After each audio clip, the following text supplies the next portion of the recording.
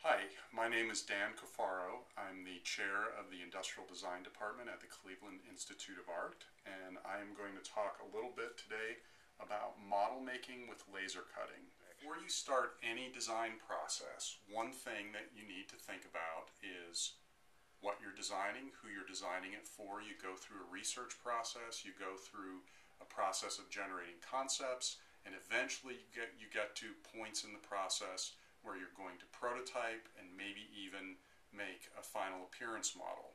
So there are all kinds of models throughout processes. You might build models that are focused on exploring form and surfaces. This is a yellow foam, an insulation foam model. You could use yellow foam. These things can be painted and finished to look like the actual object. What we're specifically talking today about is model making using laser cutting. It's a very convenient technique, especially for high-tech products, things with fine details and maybe flat and simple surfaces. So the purpose of the model that I'm making is that it is an appearance model. Sometimes you make a works-like model, sometimes you make a looks-like model. This is a looks-like model. It's about showing what something looks like, the approximate proportions, size, and details.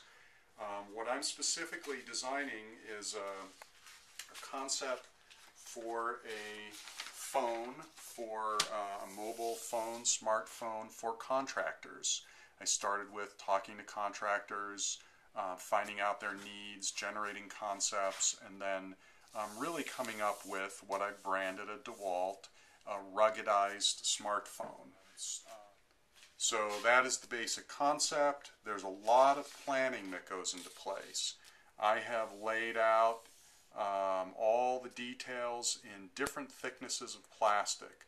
So these are 1.5 millimeter, 3 millimeter, 4.5 millimeter, and 12 millimeter cuts of plastic. You can prepare these in Illustrator, AutoCAD, Graphite, but usually you're working to scale. I break each part into separate drawings that represent the different thicknesses.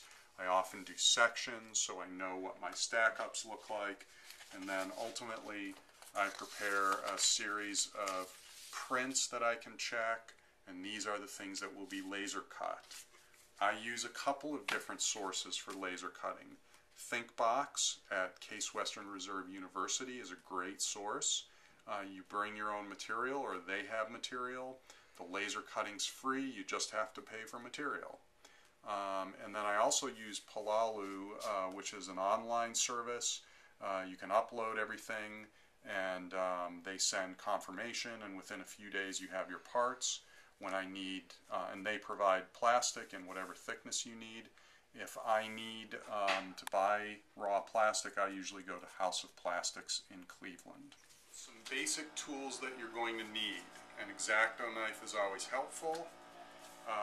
This is acrylic solvent and an applicator. Those things are very important. And then you need your laser cut parts. I mentioned that I designed everything. These were produced by Palalu.com. The total cost for all my parts were about $63. There are less expensive options. I've had very good luck with this company, so that's one of the reasons why I use them. When the parts are delivered, all the laser cut pieces are held together with tape. So it's kind of difficult to see, but you can see that this piece is the same as this drawing. Scale is the same. Basically, it cuts on the lines, and that is that's what was sent to me. You can see each individual piece is taped down. That's a great way to keep them organized, by putting them down with tape. This piece had a lot of detail, so they actually enclosed it in a bag, so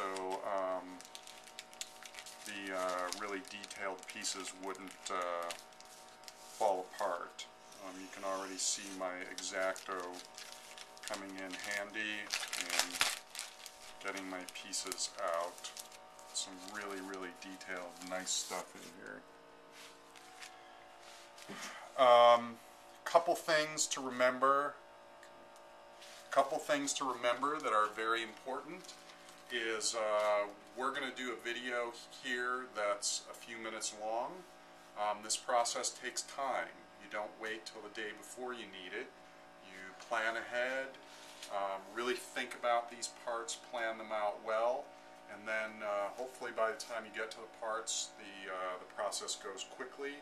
But what we're going to do is fit them without gluing at first, then we'll probably do some sanding, then priming. That's one of the things I have is some Rust-Oleum primer. This stuff works great if you use it right. If you don't use it right, then you end up with something that never quite dries.